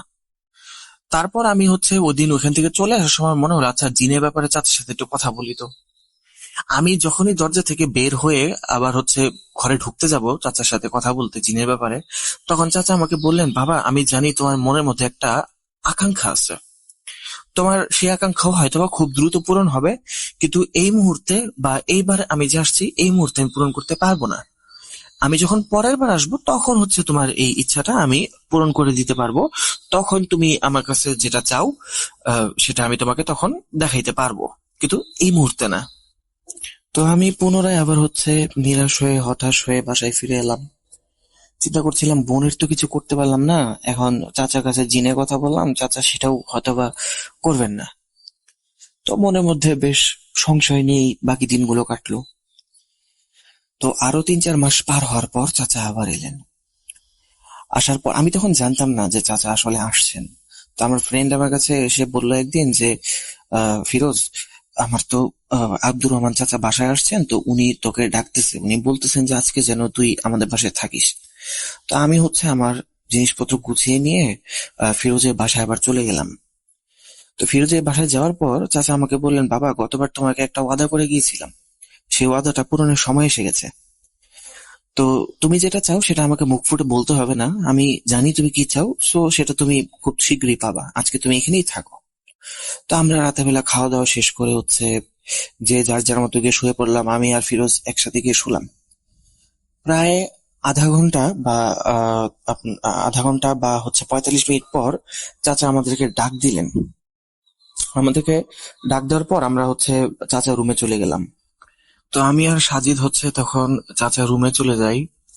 চাচা রুমে চলে যাওয়ার পর চাচা আমাদেরকে চুপচাপ বসতে বললেন এবং বললেন, আমাকে বললেন যে ফিরোজ, তুমি তো যা চাচ্ছ তা আমি তোমাকে তোমার সামনে হয়তোবা উপস্থাপন করতে পারবো, যেভাবে চাচ্ছ সেভাবে না পারলেও কিছুটা ভাবে উপস্থাপন করতে পারবো, কিন্তু তোমাকে একটা জিনিস ওয়াদা করতে হবে, সেটা হচ্ছে তুমি ভয় পাবে না। তো আমি চাচার কথা বললাম যে না চাচা, আপনার যা করার আপনি করেন, আমি ভয় পাবো না। তো চাচা কিছুক্ষণ চোখ বন্ধ করে বসে রইলেন। তারপর হচ্ছে হুট করে মানে চাচা চোখ খুলেন এবং তার মানে আচার আচরণ খুব চেঞ্জ হয়ে গেল। চেঞ্জ হয়ে গেলে বলতে তার কণ্ঠটাই চেঞ্জ হয়ে গেল। মানে উনি কথা বলতেছেন অনেক ভারী আওয়াজে কথা বলতেছেন উনি। ওনার কথা শুনে মনে হচ্ছে যে হয়তোবা এই কণ্ঠটা উনার না। তো উনি আমাদেরকে মানে চোখটা খুলেই না আমাদেরকে সালাম দিলেন। তো আসসালামু আলাইকুম বললেন, আর হচ্ছে আমরাও সালামের উত্তর দিলাম। সালামের উত্তর দেওয়ার পর হচ্ছে উনি আমাকে বলতে থাকলেন যে ফিরোজ, তোমার এই ইচ্ছাটা তো অনেক পুরাতন, আমি জানি। এবং হচ্ছে এই কথাগুলো বলার সাথে সাথে উনি হচ্ছে মানে চাচা যে কথা বলতেছিলেন, উনি আমার পুরা বংশ বিবরণ যা কিছু আছে, আমার বাবা, আমার মা, আমার 14 গোষ্ঠীর বিবরণ দিয়ে দিলেন উনি। আমি অবাক যে একটা মানুষ কিভাবে আমার সম্বন্ধে এত কিছু জানতে পারে, আমার সম্বন্ধে এত কিছু হয়তো আমি নিজেও জানি না। তো আমি যখন তাকে জিজ্ঞাসা করলাম যে আপনি আমার সম্বন্ধে এত কিছু কিভাবে জানলেন, তখন উনি বললেন যে আমাদের জানার জন্য তেমন কোনো কষ্ট করতে হয় না, আমরা খুব সহজেই এগুলো জেনে ফেলতে পারি। তুমি আমাদের সাথে দেখা করতে চেয়েছিলে, এই আমি তোমার সাথে দেখা করতে আসলাম। আর তারপর উনি নিজের নাম বললেন, ওনার নাম উনি বললেন যে ফাইজান। তো উনি বললেন যে আমার নাম হচ্ছে ফাইজান। এই তোমরা যেই চাচার সাথে বসে আছো, যাকে তোমার চাচা বলছো, আমরা উনাকে হুজুর বলে ডাকি।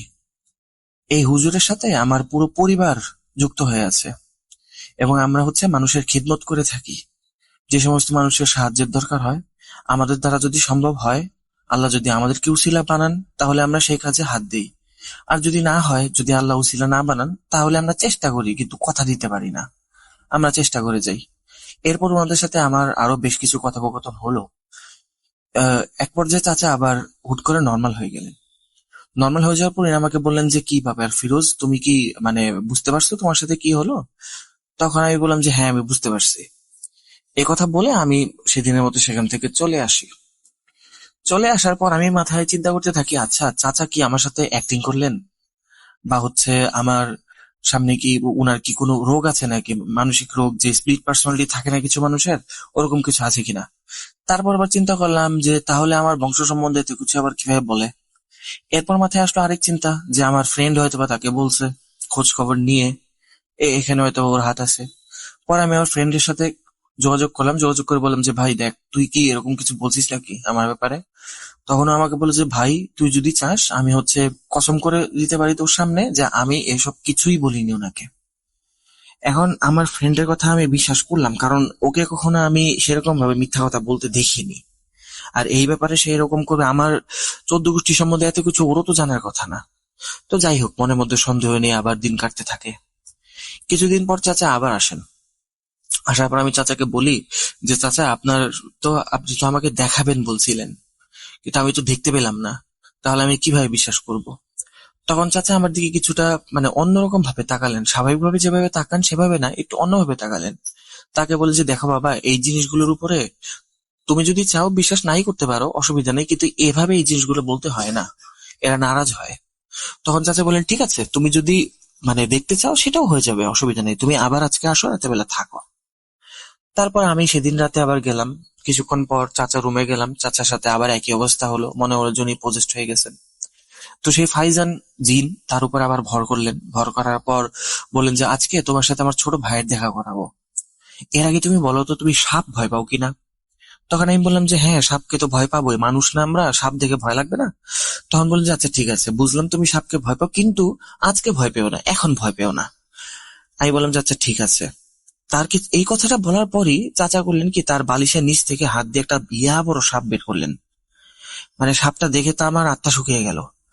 আমি যখন তারপরও না, চাচার ভয়েস থেকে আসছে যে, দেখো ফিরোজ, ভয় পেও না, ফিরোজ, সাজিদ, কেউই তোমরা ভয় পেও না, এটা আমার ছোট ভাই তোমার সাথে দেখা করতে আসছে, তোমাদেরকে সালাম দিল, তোমরা উত্তর দিতে পারো। আমরা কোন রকমের সালামের উত্তর দিয়ে সেই রুম থেকে দৌড় দিয়ে বের হয়ে যাই, চিল্লাচিল্লি করতে থাকি। এরপর চাচা আবার চাচার জ্ঞান ফিরে আসে, চাচা স্বাভাবিক হন। চাচা আমাদেরকে ডাক দেন, ডাক দেওয়ার পর জিজ্ঞেস করেন, কি হয়েছে, তোমরা চিল্লাচিল্লি করছো কেন? পরে আমরা চাচাকে সব খুলে বললাম। চাচাকে খুলে বলার পর চাচা বললেন যে, এইটা কোনো সমস্যা না, এটা কিছুই হয়নি, ছোট ভাই তোমার সাথে দেখা করতে আসছিল। আমরা তো চাচার কথা শোনার পাশাপাশি ঘরের কোনা কোনা চেক করতে থাকতাম যে আসলে কোথাও সাপ আছে কিনা, কিন্তু এত অল্প সময়ের মধ্যে একটা সাপ আসা এবং ভ্যানিশ হয়ে যাওয়া, এটা তো সম্ভব না। চাচা যে রুমে থাকতেন, এই রুমটা ছিল অনেক ছোট, ওটা পুরোপুরি ওইটা তেমন কিছু ছিলও না। ওই রুমটা পুরোপুরি খুঁজতে হয়তোবা 2 থেকে 3 মিনিট বা হাইয়েস্ট 5 মিনিট লাগলো, আমি ধরলাম 10 মিনিটও লাগলো। আমি 10 মিনিট যাবত না হয় খুঁজলাম, কিন্তু তারপরও আমি কোনো সাপের অস্তিত্ব পেলাম না। চাচা আমাদেরকে অনেক বোঝালেন, বোঝানোর পরে বললেন, আচ্ছা আজকে তুমি ঘুমাও, কালকে তোমার সাথে কথা হবে। পরের দিন রাতের বেলা চাচা আবার আমাকে ডাকলেন, আমি গেলাম চাচার কাছে। চাচার কাছে যাওয়ার পরে চাচা বললেন যে, আমি এখনো বুঝতে পারছি যে তুমি এই জিনিসটা এখনো বিশ্বাস করো নাই, কিন্তু আজকে তোমার বিশ্বাস হবে, আমি তোমাকে এটা গ্যারান্টি দিচ্ছি। তো আজকে রাতে তুমি আবার আসো। তো রাতের বেলা আবার চাচা রুমে গেলাম। চাচা রুমে যাওয়ার পর দেখি যে চাচা পজিস্ট অবস্থায় আছে। তো চাচার সামনে যাওয়ার পর ফাইজান চাচার মাধ্যমে বলা শুরু করলো, আচ্ছা ফিরোজ, তোমার কি মনে হয়, আমরা কি এখানে তোমার সাথে মজা করছি, বা তোমার সামনে আমরা কি কোনো পুতুল যে আমরা তোমাকে পুতুল নাচ দেখাচ্ছি, এরকম কিছু কি? এরকম কিছু কিন্তু না। তুমি যদি এটা মনে করে থাকো তাহলে সেটা ভুল। তুমি আমাদেরকে দেখতে চাচ্ছ তো, আমি তোমাকে আজকে আমরা যে আছি সেটা তোমাকে অনুভব করাবো, কিন্তু একটা শর্ত আছে, সেটা হচ্ছে তুমি ভয় পেতে পারবে না। তুমি যদি ভয় পাও তাহলে আমি তোমাকে কিছুই দেখাবো না। আমি যদি দেখতে পারি যে তোমার মনের মধ্যে ভয় ঢুকতেছে, আমি যদি বুঝতে পারি, তাহলে আমি সাথে সাথে চলে যাব। তখন আমি তাকে বললাম যে, ঠিক আছে, আপনি দেখেন, আমি ভয় পাবো না। এই কথাটা বলার সাথে সাথেই মানে চাচা ওই মানে ফাইজান জিন চাচার মাধ্যমে বললেন যে তোমার সামনে দেখো রুমের যে দরজাটা সেটা তোমরা লাগাও। দরজাটা লাগিয়ে দিলাম। লাগানোর পর ভেতর থেকে দরজা লাগানো, কিন্তু কিভাবে যেন দরজাটা খুলে গেল। খুলে যাওয়ার পর মনে হলো যে বাইরে থেকে আসছে, আমরা তার পায়ের আওয়াজ পাচ্ছি কিন্তু দেখতে পাচ্ছি না। কেউ একজন আসলো, আসার পরে বিছানায় চাচার পাশে বসলো। আমরা কিভাবে বুঝতে পারলাম যে বসলো? কারণ যখন কেউ বিছানায় বসে তখন ওই জায়গাটা কিছুটা ডেবে যায়, ওই জায়গাটা ডেবে যাচ্ছিল। আমরা তখন বুঝতে পারলাম যে চাচার পাশে এসে কেউ বসলো। কিছুক্ষণ পর ওই যে জায়গায় ওই লোকটা বসলো, মনে হলো কেউ একজন এসে বসছে, ওইখান থেকে না হালকা একটু ধোঁয়া দেখা গেল, ধোঁয়া উৎপন্ন হচ্ছে। এবং ওই ধোঁয়ার মধ্যে একটা শেপ পরিষ্কার ভাবে দেখতে পাচ্ছিলাম, যে ওই ধোঁয়া একটা কুণ্ডলী বা একটা শেপের আকৃতি নিচ্ছে। তো এটা দেখে আমি আর সাজিদ দুইজনে অজ্ঞান হয়ে যাই। আমাদের শরীরে এর থেকে বেশি ধকলা নিতে পারিনি। সকালে যখন চোখ খুললো তখন দেখলাম যে আমি সাজিদের বাড়িতে শুয়ে শুয়ে ঘুমাচ্ছি। সাজিদের মা আমাদেরকে ডাকতে আসছেন যে তোমাদের কি ঘুম ভাঙছে, নাস্তা খেতে আসো। তখন আমি সাজিদের মাকে জিজ্ঞেস করলাম, আন্টি আব্দুর রহমান চাচা কোথায়? তখন আন্টি বললেন যে তোমাদের চাচা তো চলে গেছে কিছুক্ষণ আগে, ওনার হয়তোবা বাইরে কোনো কাজ ছিল। তখন সাজিদ চাচাকে ফোন করেন। ফোন করার পর চাচা বলেন যে আমি বুঝতে পারছি তোমাদের মনে অনেক প্রশ্ন আছে, কিন্তু এই প্রশ্নগুলোর জবাব আমি তোমাদেরকে দেবো, কিন্তু আজকে দিতে পারবো না, আগামীবার যখন আসবো তখন দিব। উনি আমাকে বললেন, কি ফিরোজ, এখন কি তোমার বিশ্বাস হয়েছে? আমি তখন বললাম যে জি চাচা, আমার বিশ্বাস হয়েছে, কিন্তু চাচা একটা কথা, আমি তো তাদেরকে এখনো ফিজিক্যাল ফর্মে দেখতে পারলাম না। তখন চাচা বললেন যে যখন সময় হবে তখন তুমি সেটাও দেখতে পাবে ইনশাল্লাহ, কিন্তু এখন না। তো এরপর আরো মোটামুটি 2-2.5 মাস কাটলো। চাচা আবার আসলেন, চাচার সাথে দেখা হলো। চাচাকে সবকিছু বললাম যে এই আমরা দেখছি, এরকম ধোয়ার কুণ্ডলী দেখছি। তারপর কেউ একজন দরজা খুলে ভেতরে আসলে আবার দরজা লাগিয়ে দিল। চাচা বললেন যে আমি তো জানতাম এরকম কিছু হবে, তুমি তো বিশ্বাস করতে না, এই জন্য এরকম হলো। যাই হোক, তারা তোমার উপরে নারাজ না। তখন আমি চাচাকে বললাম, তাহলে ফিজিক্যাল ফর্মে কখন দেখবো? তখন চাচা বললেন, সময় হলে ঠিকই দেখবা। তো একদিন হলো কি, চাচা আমাদেরকে বললেন যে তুমি মানে একটা কাজ করবা, তুমি কিছুদিন পর তোমার যখন স্কুলের ফাইনাল পরীক্ষা শেষ হবে, যখন তোমার ছুটি হবে, তখন তুমি আমার বাড়িতে যাবা। ওই সময় আবার কি আমার বাড়িতে সবাই একটু বেড়াতে টেড়াতে যাবে, আমি বলতে গেলে একাই থাকবো আর আমার ছেলে থাকবে। তো তোমাদের চাচি মানে হজে যাবে, আমি তো হজ করে আসছি, তোমাদের চাচি আলাদা করে আবার হজে যেতে চাচ্ছে, তো আমি ওকে পাঠাচ্ছি। আমার এখানে কাজ আছে জন্য আমি যেতে পারবো না, তো হজে যাবে, আমার মেয়েকে নিয়ে যাবে। তো তোমরা তখন আসো, আমি তোমাদের মানে আমার বাসায় মেহমান হিসেবে দেখতে চাই। তো চাচা যেহেতু আমাকে এই অফারটা করলেন, আমিও ভদ্রতা খাতিয়ে চাচাকে বললাম, ঠিক আছে চাচা, আপনি তাহলে আগে আমাদের বাসায় আসেন। এই যে এবার আপনি আসছেন, আমাদের বাসায় একদিন দাওয়াত খেয়ে যান। চাচা বললেন, ঠিক আছে, তোমার দাওয়াত আমি কবুল করলাম, আমি পরশুদিন তোমাদের বাসায় যাব। তো কথা অনুযায়ী পরশুদিন চাচা আমাদের বাসায় আসেন। আসার পর আমরা তার সামনে খাবার টাবার সব সাজিয়ে দিই। কিন্তু অবাক করা ব্যাপার হলো কি, চাচা মানে যেভাবে খাওয়া শুরু করলেন, মানে সবার খাবার উনি একাই শেষ করে ফেলছেন, মানে খেয়েই যাচ্ছেন। কিছুক্ষণ পর আম্মু আমাকে ডেকে বললেন যে কি ব্যাপার, চাচা এভাবে খাচ্ছেন কেন, তোর চাচা এভাবে খাচ্ছেন কেন রে? তখন আমি আম্মুকে বললাম, আম্মু আমি নিজেও তো কিছু বুঝতে পারছি না, কিন্তু আমার আব্বু কিছুটা আন্দাজ করতে পারলেন, কারণ আমার আব্বু তাবলিগ জামাতের সাথে আব্বুর ভালো একটা বন্ডিং ছিল, উনি প্রায় সময় যেতেন। আর চাচার ব্যাপারে কিছু কথা উনি এমনিতেই অনেক জনের কাছ থেকে শুনতেন, তো উনি বুঝতে পারছিলেন। কিছুক্ষণ পর উনি মানে উনার চেয়ার থেকে উঠে চাচার কানের কাছে গিয়ে কিছু একটা বললেন, বলার পর চাচা নর্মাল হয়ে গেল। নর্মাল হওয়ার পর আমাকে ডাক দিয়ে বললো যে কি ব্যাপার ফিরোজ, অনেক ক্ষুধা লেগেছে তো, তুমি আমার জন্য খাবার নিয়ে আসবে না? তো আমি তখন আম্মুর দিকে হা করে তাকিয়েছি। তখন আম্মু আমাকে আবার এক প্লেটে খাবার বেড়ে দিলেন। আমি চাচার সামনে নিয়ে গেলাম, চাচা খুব তৃপ্তি করে খেলেন। চাচা যাওয়ার পর আমি আব্বুকে জিজ্ঞেস করলাম, আব্বু তুমি চাচা কানে গিয়ে কি বললা? তখন আব্বু বললো, আমি তোর চাচা কানে গিয়ে শুধু বললাম যে এখন একটু আব্দুর রহমান হুজুরকে বের হতে দেন, এই কথাটাই বলছি, শুধু আর কিছু বলি নাই। এরপরই সব ঠিক হয়ে গেল। তা আমি তো বুঝতেই পারলাম যে চাচার তখন পজিটিভ অবস্থায় ছিলেন, ওনার সাথে হয়তোবা ফাইজান জিন বা তার পরিবারের কেউ একজন বা তার পরিবার ছিল। তো দেখতে দেখতে আমার পরীক্ষা শেষ হয়ে যায়। পরীক্ষা শেষ হওয়ার পর আমি চাচাদের বাড়িতে যাই। তো চাচাদের বাড়িতে যেদিন গেলাম সেদিন সন্ধ্যার সময় মাগরিবের আজান দিল। মাগরিবের আজান দেওয়ার পর আমি নামাজ পড়তে গেলাম চাচার সাথে। আমি, সাজিদ, চাচা তিনজন মিলে আমরা নামাজ পড়ছিলাম। তো চাচার বাসায় রুম ছিল 3টা, 3 রুমে মোটামুটি আমি ঘোরাফেরা করছি, বেশ কয়েকবার গেছি আসছি। তো নামাজ পড়া শেষ করে যখন পেছন দিকে তাকালাম, মানে চাচার বাসায় একটা রুম ছিল শুধুমাত্র নামাজের জন্য। যখন পেছনের দিকে তাকালাম তখন দেখলাম একটা মিষ্টির প্যাকেট রাখা পেছনে। আমি চাচাকে অবাক হয়ে জিজ্ঞেস করলাম, চাচা মিষ্টির প্যাকেট এখানে কোত্থেকে আসলো? তখন চাচা বললেন যে মিষ্টি প্যাকেটটা তো ফাইজান রেখে গেছে, তোমরা যে আসছো তোমাদেরকে আমন্ত্রণ জানানোর জন্য মিষ্টির প্যাকেট রেখে গেছে। সে তো খুব খুশি হয়েছে যে তোমরা আসছো। আমি মিষ্টিটা খুলে খেলাম, কিন্তু সত্যি কথা বলতে কি ভাইয়া, এরকম মিষ্টি আমি আমার জীবনে আজ পর্যন্ত কখনো খাইনি। আমি বহুত খোঁজার চেষ্টা করছি, বহুত জায়গা থেকে মিষ্টি খাইছি, বাট এরকম মিষ্টি আমি আজ পর্যন্ত কোথাও খাইনি। এত মজা ছিল এটা, মানে এতটাই মজা ছিল। তো আমি মিষ্টি খাওয়ার পর মনে মনে ফাইজানকে ধন্যবাদ দিতে লাগলাম যে আপনি আমার জন্য এতটুকু করলেন। তার কিছুদিন পরের একটা ঘটনা হচ্ছে, একদিন হচ্ছে আমরা নামাজ পড়ার পর আমার মনে হলো যে চাচার যে কোনো এক রুম থেকে, ওই প্রেয়ার রুম থেকে আর কি, নামাজের রুম থেকেই মানে জামাতের শব্দ আসছে, মনে হচ্ছে অনেকে মিলে নামাজ পড়ছে। তখন আমি ওই রুমের দরজাটা খুললাম, খুলে হচ্ছে ভেতর দিকে গিয়ে দেখলাম যে এক বৃদ্ধ লোক বসে নামাজ পড়ছে। মানে ওই লোকটার চেহারার এত নূর ছিল, মানে এত মানে খুব আলোকিত একটা চেহারা ছিল, মানে দেখেই বলছিল উনি খুব পরহেজগার একজন ব্যক্তি। এত সুন্দর ছিল তার চেহারা, যদিও তিনি বৃদ্ধ ছিলেন কিন্তু মাশাআল্লাহ বহুত সুন্দর ছিল তার চেহারা। এরপর আমি হচ্ছে দেখলাম যে উনি তসবি গুনতেছেন। তো আমি চাচার কাছে গেলাম, গিয়ে বললাম, চাচা ওইখানে কে নামাজ পড়তেছে? তখন চাচা বললো, কি ব্যাপার, এখানে আবার কে নামাজ পড়বে? আমার বাসায় তো আমরা তিনজন ছাড়া আর কেউ নেই বাবা।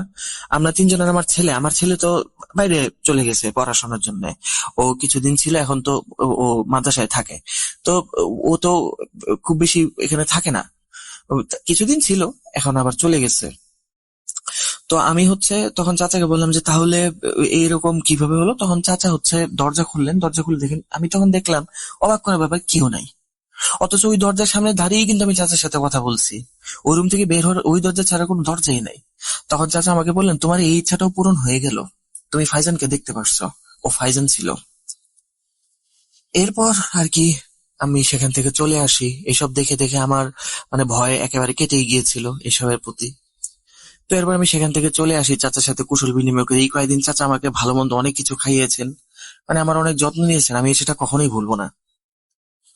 তো দেখতে দেখতে হচ্ছে আমি আর একটু বড় হই। বড় হওয়ার পরে হচ্ছে আমাদের একটা ফ্যামিলি বিজনেস ছিল, সেই বিজনেসে আমরা বেশ বড় ধরনের একটা ধরা খাই, মানে অনেক কর্জ হয়ে গেছিল। তো আমাদের একটা দোকান ছিল, ওই দোকানের ভাড়া বাকি পড়ে গেছিল ওই কর্জের জন্য, অনেক প্রায় 3 থেকে 4 লাখ টাকা বাকি পড়ে গেছিল। তো এটা হচ্ছে আমি সাজিদের সাথে মানে বেশ দুঃখ নিয়ে শেয়ার করতাম। তো সাজিদ আমাকে বললো, তুই একটু চাচার সাথে কথা বলে দেখ, যদি চাচা কোনো হেল্প করতে পারে। তখন আমি বললাম যে চাচা তো নিজেই তেমন একটা স্বাবলম্বী না, সচ্ছল না, সে কিভাবে হেল্প করবে? তারপরও সাজিদের জোরে চাচাকে ফোন দিলাম, সব জানালাম। জানার পরে চাচা বললেন যে আচ্ছা ঠিক আছে, দেখি কিছু করা যায় কিনা। মানে ভাই বিশ্বাস করেন আপনারা, পরদিন সকালবেলা আমি যখন আমার ব্যাগ গুছাচ্ছিলাম, আমি আমার ব্যাগ থেকে 5 লক্ষ টাকা পাই। এটা সাধারণ মানুষের জন্য বিশ্বাস করা খুবই কঠিন, কিন্তু আমার সাথে হয়েছে তো তাই আমি বিশ্বাস করলাম জিনিসটা, আমি বাধ্য বিশ্বাস করতে। তা আমি সাথে সাথে মানে সাজিদকে ফোন দিই, বাবা মাকে জিজ্ঞেস করি যে বাবা মা তোমরা কি কেউ টাকা রাখছো কিনা। বাবা মাকে বলি নেই টাকার অঙ্কটা, বলছি যে আমার ব্যাগে কেউ টাকা রাখছো নাকি তোমরা? বাবা বলে না, আমাদের কাছেই তেমন একটা টাকা নেই, তোমার ব্যাগে কোত্থেকে টাকা রাখবো? এরপরে সাজিদকে বলি যে এরকম হয়েছে। তখন সাজিদ বলে, তুই চাচাকে একটা ফোন দে। চাচাকে ফোন দেওয়ার পর চাচা আমাকে বললেন, কি বাবা তুমি কি পাইছো? তখন আমি বুঝতে পারলাম যে এই টাকা চাচার মাধ্যমে আসছে। তখন আমি চাচাকে বললাম, না চাচা, এই টাকাটা আমি নিতে পারবো না, কারণ এটা আপনার টাকা। তখন চাচা বললেন, এটা আমার টাকা না, এটা ফাইজান তোমাকে খুশি হয়ে দিছেন, ফাইজান তোমাকে নিজের ছেলের মতো দেখে, এই কারণে তোমাকে সাহায্য করার জন্য দিল।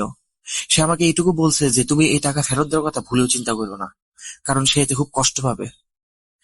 তো আমি আর তাকে কষ্ট দিতে চাইনি, তাই আমি টাকাটা রেখে দিলাম। টাকা রেখে আমাদের বিজনেস গুলোর মোটামুটি উন্নতি হলো, দোকানে ভাড়া টাড়া দিলাম, এক সময় বেশ স্বাবলম্বী হয়ে গেলাম আবার। এরপর আমার মাথায় ভূত চাপলো যে আমি কাতার চলে যাই। কাতার চলে গিয়ে হচ্ছে সেখানে বেশ ভালো একটা অপরচুনিটি আছে, কাজ করতে পারলে অনেক টাকা পয়সা ইনকাম করতে পারবো। তো চাচার সাথে আমি সব ছোট ছোট ব্যাপার নিয়ে কনসাল্ট করা শুরু করলাম। চাচাকে ফোন দিলাম, ফোন দিয়ে বললাম যে চাচা আমি তো কাতার চলে যেতে চাচ্ছি, ওইখানে একটা মানে কাজ পেয়েছি মোটামুটি ভালো, তো এখন ভিসাটা নিয়ে প্রবলেম, আর হচ্ছে পাসপোর্টটা নিয়ে একটু প্রবলেম, দোয়া করেন যাতে আমার জিনিসটা তাড়াতাড়ি হয়ে যায়, বা ফাইজানকে একটু বলেন না যদি আমার কোনো সাহায্য করতে পারে। তখন চাচা আমাকে কেন জানি বললেন যে বাবা তুমি ইয়াতে ওই কাতারে যেও না, কাতারে যাওয়াটা তোমার জন্য খুব একটা সুবিধাজনক হবে বলে মনে হচ্ছে না, তারপরও তোমার ইচ্ছা, তুমি চাইলে যেতে পারো, আমার কোনো আপত্তি নাই। তো হচ্ছে কাতারে যাওয়ার জন্য আমার তো পাসপোর্ট আর ভিসা নিয়ে সমস্যা হচ্ছিল, কিন্তু যেদিনই আমি চাচাকে বললাম তার 3 দিনের মধ্যে আমার ভিসাও হয়ে গেল, পাসপোর্ট হয়ে গেল। আমি জানি না কিভাবে। এরপর কাতারে যাওয়ার আগে হচ্ছে আমি আমার নানু বাড়িতে যাই আমার নানুর সাথে দেখা করার জন্য।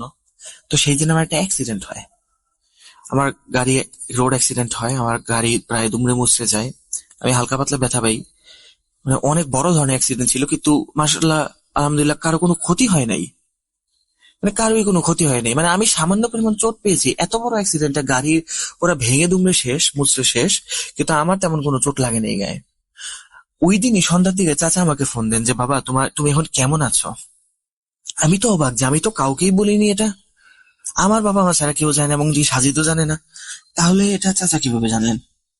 তখন চাচা আমাকে বললেন, তোমার সুরক্ষার জন্য ফাইজানের পরিবারে যে তোমার সাথে ছিল সে আমাদেরকে এসে বলছে যে তুমি এরকম, তোমার সাথে দুর্ঘটনা ঘটছে এবং সেই তোমাকে আল্লাহর উসিলা হয়ে রক্ষা করছে আর কি। তো আমি চাচাকে অনেক ধন্যবাদ দিলাম, এবং দেখতে দেখতে আমার কাতার যাওয়ার সময় চলে আসলো, আমি কাতার চলে গেলাম। কাতার চলে গিয়ে হচ্ছে আমার ভালোই একটা অবস্থা ছিল, সেখানে আমি একটা চাকরি করতাম, বেশ ভালো টাকা ইনকাম করতাম এবং খুব সুখে শান্তিতে ছিলাম। আমি সেখানে একটা স্বর্ণের দোকানও দিয়ে দিই, এরকম পরিস্থিতি হয়ে গেছিল আমার। তো ধীরে ধীরে আমি আসলে এই ফাইজান, তারপর হচ্ছে আব্দুর রহমান চাচা, সবার কথা ভুলে যাই। তো একটা সময় একদিন এক বৃদ্ধ লোক আসে, যার স্বর্ণের বিল করতে গিয়ে আমি দেখি তার নাম হচ্ছে ফাইজান। তা আমার তখন তাদের সবার কথা মনে পড়লো। প্রায় 8টা বছর হয়ে যায় আমি তাদের কারোর সাথে কোনো যোগাযোগই করিনি। মানে মনের মধ্যে খুব অপরাধ বোধ কাজ করতেছিল, আমি গিলটি ফিল করতেছিলাম খুব। সেদিনই হচ্ছে গিল থেকে বাঁচার জন্য আমি চাচাকে ফোন দিই। বেশ কিছুক্ষণ পর চাচা ফোন উঠান, কিন্তু এবার চাচার ভয়েসটা না আরো অন্যরকম লাগছে, বোঝা যাচ্ছে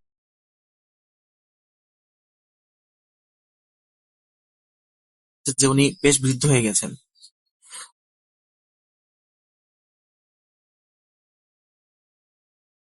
তো উনি আমাকে বললেন যে, বাবা ফিরোজ, তোমার এতদিন পরে আমাদের কথা মনে পড়লো।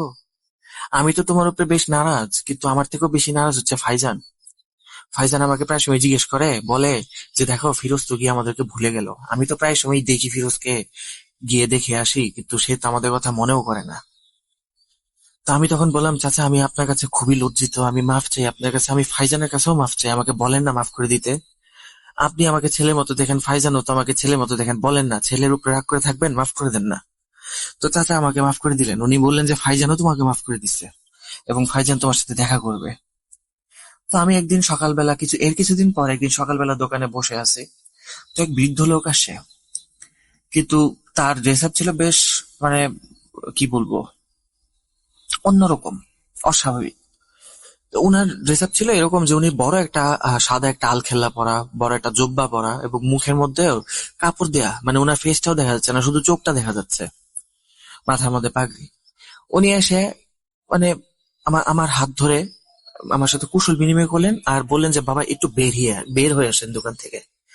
তা আমি আমার সিট থেকে উঠে বের হয়ে গেলাম, উনি আমার সাথে কোলাকুলি করলেন। আমি বুঝতে পারলাম যে এই লোক এরকম কাজ, মানে কোলাকুলি করেই তিনি চলে গেলেন। আমি বুঝতে পারলাম যে এই লোকটা এরকম কাজ কেন করলেন আমার সাথে। তার 2 থেকে 3 দিন পার হয়ে যায়। চাচা আমাকে একদিন ফোন দিয়ে বলেন যে বাবা তোমার সাথে তো ফাইজান দেখা করে আসছে, তুমি কি বুঝো নাই? আমি বললাম কবে দেখা করলো? তখন উনি বললেন, ওই যে একটা জোব্বা পরা ব্যক্তি, চোখ দেখা যাচ্ছিল যার, তোমাকে দোকান থেকে বের করে তোমার সাথে কোলাকুলি করে আসলো, উনিই তো ছিল ফাইজান। মানে আমার মধ্যে এতটা অনুতপ্ত ছিলাম আমি, যে আমি তাকে চিনতে পারলাম না, এতটা খারাপ লাগতেছিল আমার।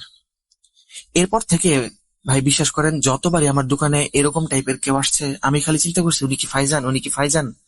আমি খালি এই ওয়ার্ডটা শোনার জন্য অপেক্ষা করছি, ভাই আপনি একটু বের হয়ে আসেন, বা বাবা তুমি একটু বের হয়ে আসো, আমি তোমার সাথে একটু কোলাকুলি করবো।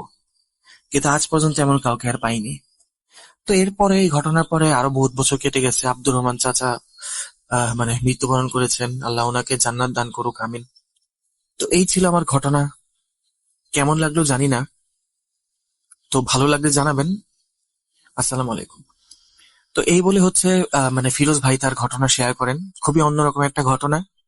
আমার কাছে যথেষ্ট ভালো লেগেছে ওনার ঘটনা, এবং ওনার বর্ণনা করার যে স্টাইল ছিল সেটাও যথেষ্ট ভালো ছিল। তো উনি বর্তমানে কাতারেই থাকেন। উনি সবার কাছে দোয়া চেয়েছেন, উনার সন্তান একটু অসুস্থ বললেন। তাই সবার জন্য উনি দোয়া চেয়েছেন। আর পরবর্তীতে আমি ওনার কাছে জিজ্ঞেস করছিলাম যে আপনার বোনের কি অবস্থা এখনো, আপনার বোনের যে পায়ের সমস্যা ছিল, উনি জানালেন যে আলহামদুলিল্লাহ বোন ভালো হয়ে গিয়েছিল। তো এই ছিল আজকের ঘটনা। তো সবাই ভালো থাকবেন, ভুট.com এর সাথেই থাকবেন, আর আমাদের সকলের জন্য দোয়া করবেন। আসসালামু আলাইকুম।